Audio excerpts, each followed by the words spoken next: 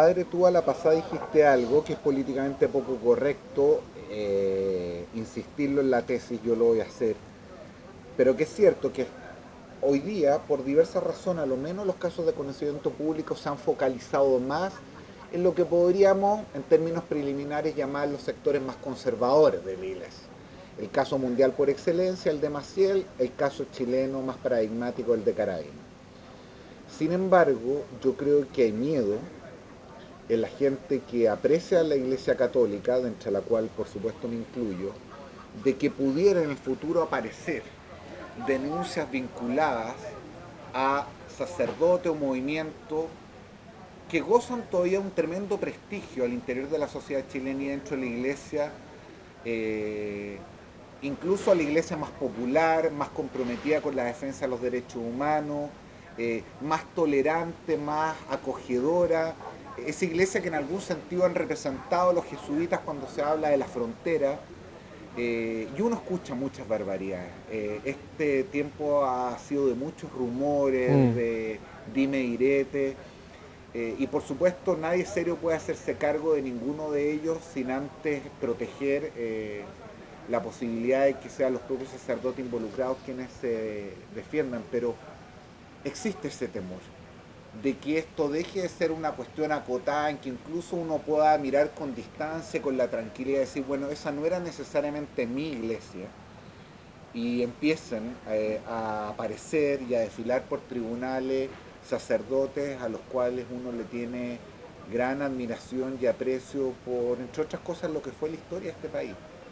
¿Existe ese temor? ¿Está dentro de los cálculos razonables o te parecen a ti más bien infundados?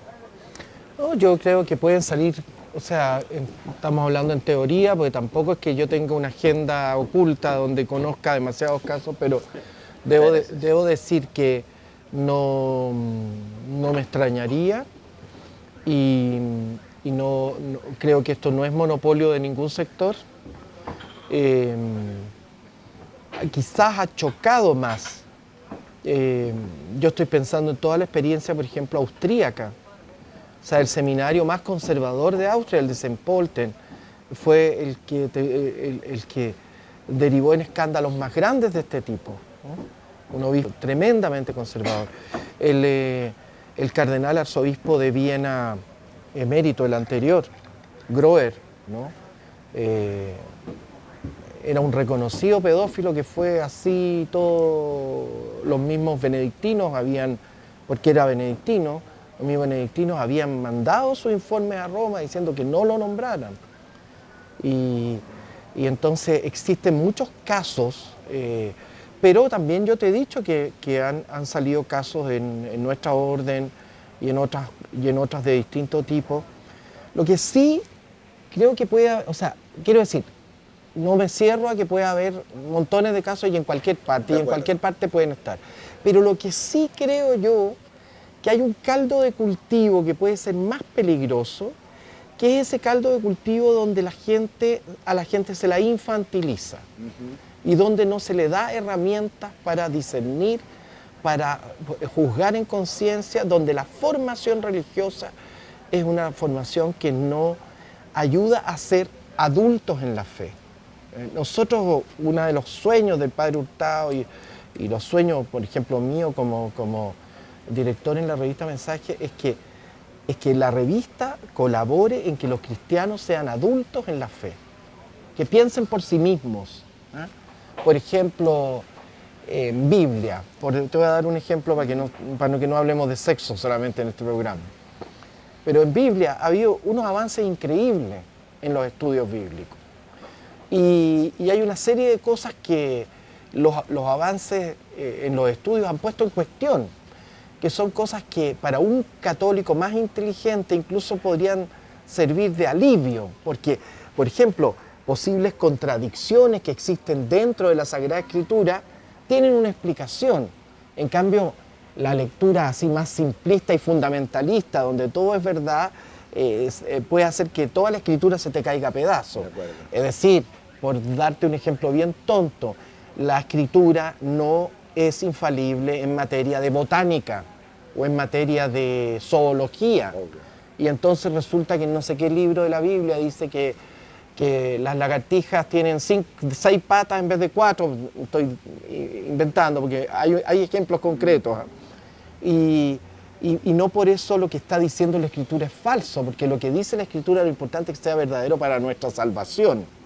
Y así, por ejemplo, en astronomía, y le costó caro al pobre Galileo, Así en fin, es. ¿no? Bueno, entonces, hay espiritualidades y hay corrientes que contribuyen más a que los cristianos sean adultos en la fe, que piensen, pero tienes que pensar tú también que un cristiano adulto en la fe también es un interlocutor más fregado para las propias autoridades. Sin duda. Padre, quiero terminar haciéndote 2 preguntas personales. La primera es que muchos de los que miramos la iglesia desde afuera, desde los medios, estábamos acostumbrados probablemente a las vocerías o al protagonismo que en algún minuto ejercía Felipe Berrío. Con su partida, y aunque tú no lo hayas buscado, en algún sentido te tocó ser representante de la voz de la compañía y tu voz personal en muchos espacios, en programas de radio, en otros lugares. ¿Cómo lleváis eso? Porque es distinto, me imagino yo, la tarea pastoral en el marco de un público relativamente acotado, cuando te ves expuesto a la responsabilidad de que más veces al día, en más oportunidades, te escuchan más personas y por lo tanto tienes quizás una responsabilidad que antes no tenías y por lo mismo un peso que a veces es difícil de llevar. Mira, yo me trato de cuidar en el sentido de que no doy todas las entrevistas que me piden, ni mucho menos. Siempre trato de pensar si tengo algo que decir o no.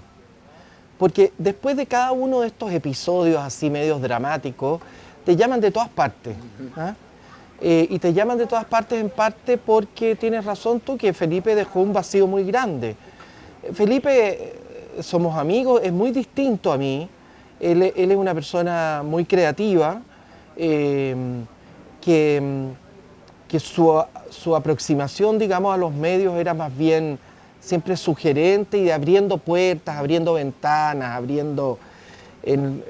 yo diría muy centrado en lo pastoral y en lo espiritual, más que...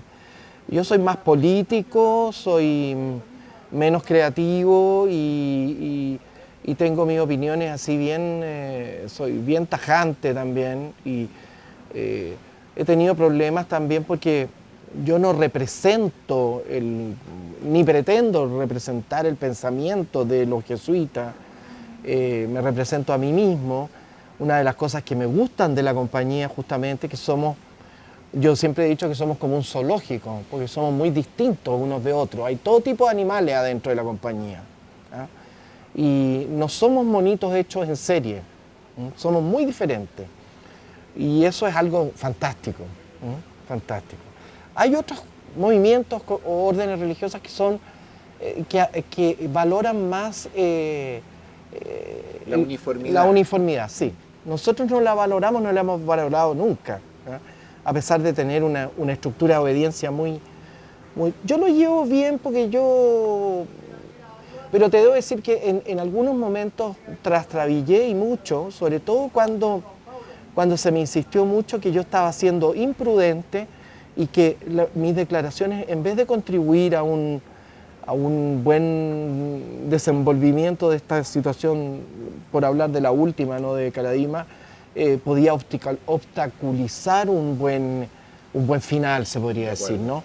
Eso es muy duro que te lo digan, ¿eh? Sí, sobre todo para una persona que es religiosa, porque es como, y sobre todo me llegaron a decir que una autoridad eclesiástica importante me dijo que yo no me podía resistir a los medios, o sea que podía decir cualquier cosa con tal de estar en los medios. Eso te dolió. Mucho. Sí, me imagino. Y lo otro, lo de la prudencia, ¿no? Porque es que la verdad que yo siempre he sido un poco imprudente. Entonces cuando te remachan que eres imprudente, te trastrabillas. Pero en este momento yo me siento muy tranquilo, fíjate. Yo creo que mi imprudencia fue buena. Mi imprudencia entre comillas. Sin Yo duda.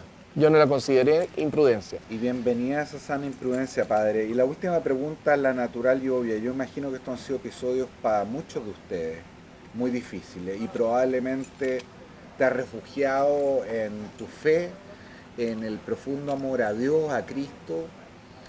Sin embargo, no dejo de pensar qué es lo que pasa con la militancia institucional. ¿Alguna vez se te pasó por la cabeza con motivo de este otro episodio dudar si esta era tu vocación?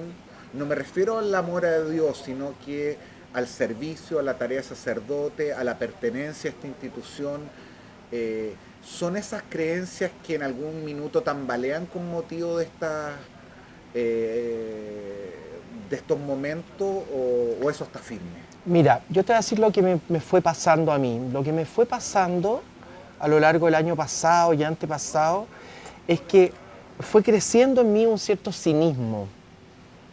Me fui volviendo cínico frente a lo que veía que estaba sucediendo en la institución.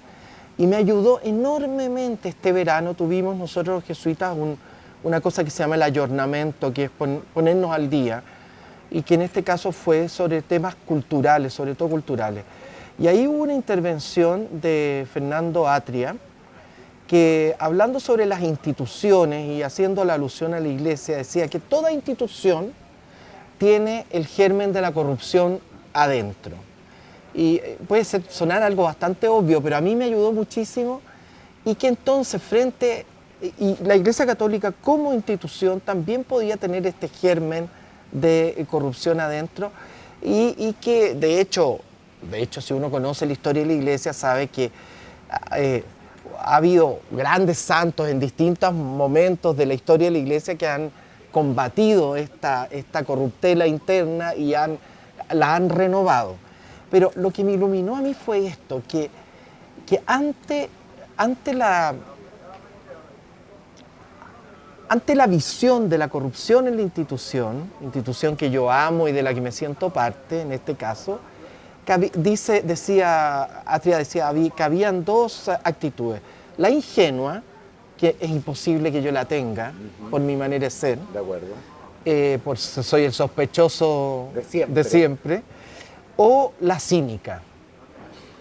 Y bueno, y de ahí se abrió un debate donde la conclusión fue que la cínica te mata, te empieza a matar. A mí me estaba matando. ¿Ah?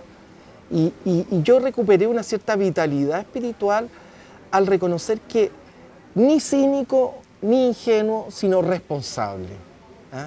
Tenemos una responsabilidad, no. Es iluso creer que en la institución no va a haber nunca corrupción o no debería haber ninguna. Siempre se van a producir estos fenómenos que tienden y siempre vamos a tener que estar combatiéndolos. Pero eso me iluminó y me dio paz. Es decir, bueno, hay que estar atentos, hay que luchar.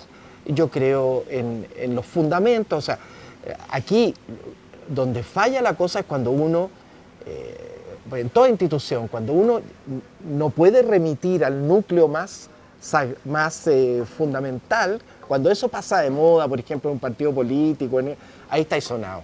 Ya, el Evangelio sigue vigente, sigue fresco, vivo, y bueno, y la compañía de Jesús también. San Ignacio para mí sigue siendo tener la frescura de una lechuga recién cosechada del huerto. Entonces, mientras eso exista, tenemos que ser responsables. Y eso me animó muchísimo y me hizo salir de una especie como de desolación espiritual que me tenía sumergido en un cierto cinismo muy, muy malo. Que así sea, pues Padre, que San Ignacio ruegue por nosotros. Muchas gracias por aceptar. Muchas gracias. Gracias.